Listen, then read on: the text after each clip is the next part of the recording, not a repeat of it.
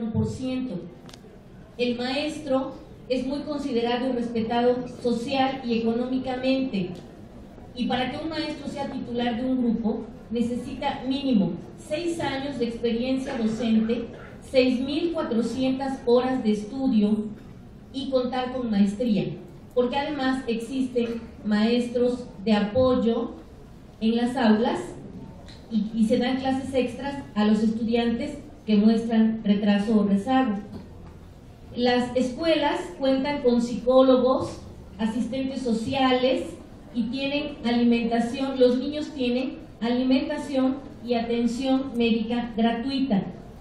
El 55% de los padres de familia se consideran directos responsables de la educación de sus hijos. Hay aulas interactivas con pizarras, computadoras, como ya lo vimos. Existe cero analfabetismo, existe una gran tradición lectora en este país y su modelo pedagógico es básicamente el activo basado en el juego. Gracias, maestra. ¿Panelistas? ¿Alguien más? Yo quiero leer textual. Tú hiciste una cita en la parte de la reforma.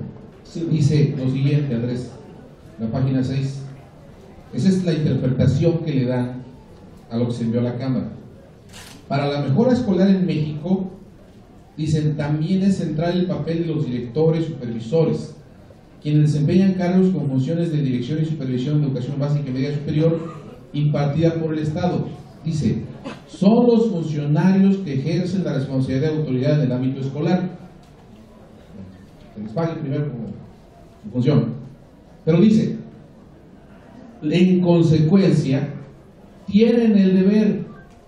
El deber está en medio de cómo lo hago, ¿no? O con qué lo hago.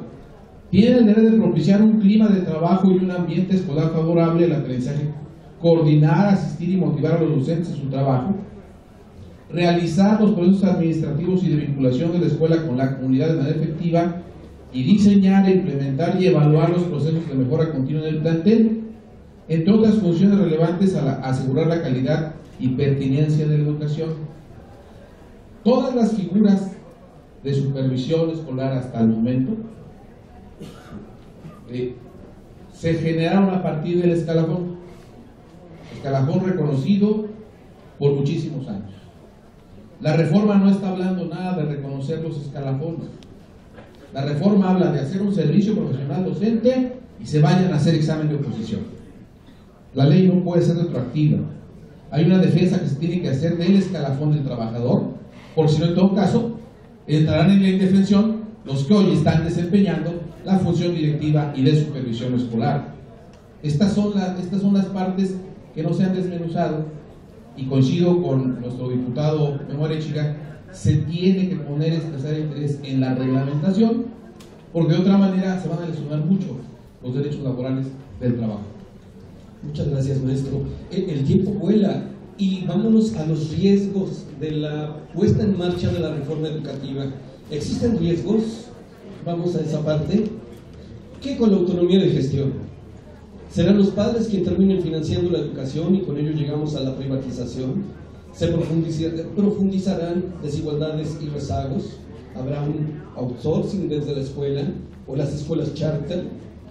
En el CENTE pensamos que sí al censo, pero no solamente para informar cuántas escuelas y cuántos maestros y cuántos alumnos, sino con la correspondiente inversión para la mejora de aulas, laboratorios, sanitarios, espacios deportivos y recursos para la formación, capacitación y superación profesional de los maestros.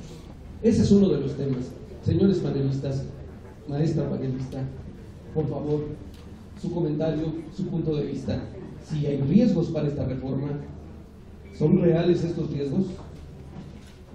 Maestro Andrés, sí, yo juzgo, independientemente de los riesgos que pueda tener la equivocada redacción ya en la reforma de la ley general, a mí me preocupa mucho que, como riesgo, que se sigan soslayando los problemas reales de la educación. Aquí en el estado de Puebla de las más de 11.543 escuelas, más o menos recuerdo de educación básica, el 70% pertenece al rubro de unitaria, de docente y teledocente. Y no creo que una reforma o esta esté contemplando ese gran problema. Ese es un problema muy grave de inequidad. Si se soslaya, seguiremos igual. Me preocupa mucho que se siga o que pueda soslayarse otro gran problema, la infraestructura, que ya mencionaba hace un momento. Un enorme porcentaje de los edificios escolares no cuenta ni con la infraestructura ni con el equipamiento para responder a las necesidades de nuestro tiempo. Y un tercer riesgo, que se siga ignorando la formación y actualización de los docentes. Una formación inicial que responda a las necesidades de los niños de nuestra sociedad. Una actualización y una profesionalización que responda a las necesidades educativas, pero también a las necesidades de los docentes. Si corremos esos riesgos, y lamentablemente, muy lamentablemente, me permito pronosticar que va a ocurrir, vamos a pasar 6 años más, nosotros ya no lo olvidamos, vamos a pasar 6 años más, ya no de rezago, de hundimiento del sistema educativo nacional. La educación en esos términos no podrá responder ya no a los retos del siglo XXI. Hablamos del siglo XXI y todavía tenemos comunidades muy alejadas del centro que viven en la inopia y que no tienen, que comen una media tortilla diaria. Hablamos del siglo XXI y de la sociedad del conocimiento y vivimos nosotros en comunidades, hemos asistido en las comunidades rurales como profesores donde los pequeños van sin comer a la escuela. Esos son los riesgos. Que el Estado mexicano siga ignorando la realidad educativa del país. Si alguien más, maestro Arechiga, por favor.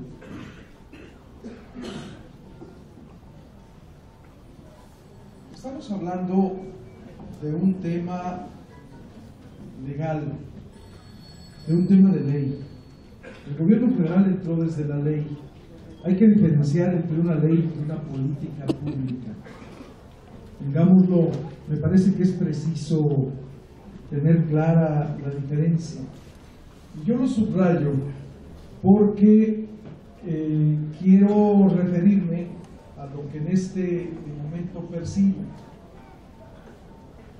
Ya mencionamos que por un lado se está tendiendo una cortina de humo que pretende omitir la responsabilidad de otros actores políticos,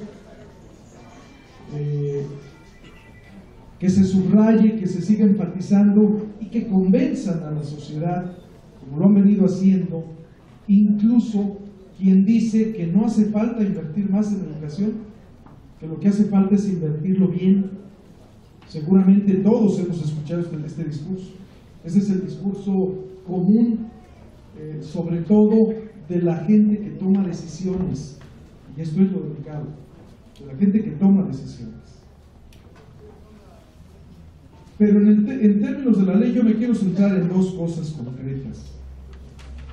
Me quiero referir al tema de la permanencia y me quiero referir al tema de la gestión escolar, de la autonomía de gestión.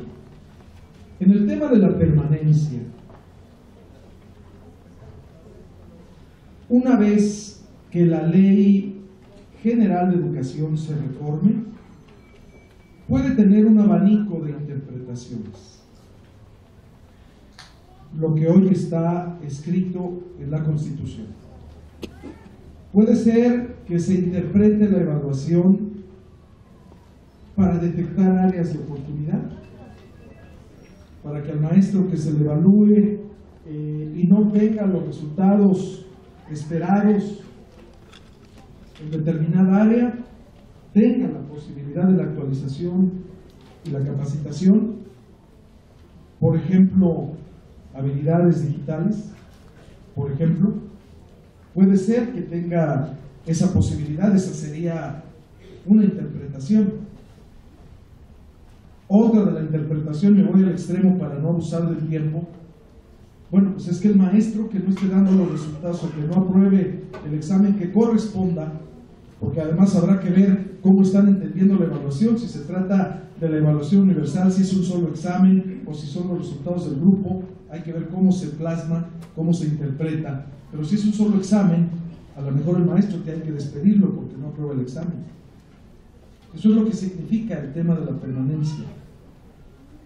Por supuesto que esto va a violentar derechos adquiridos, podríamos irnos a los tribunales, esto está legislado en el 123, en su apartado B, claro que habría otras vías, pero desde luego que esta puede ser una de las interpretaciones que se dé. Y me estoy yendo a ambos extremos, simplemente para que apreciemos la enorme incertidumbre que genera y la importancia que tiene el cómo se interpreta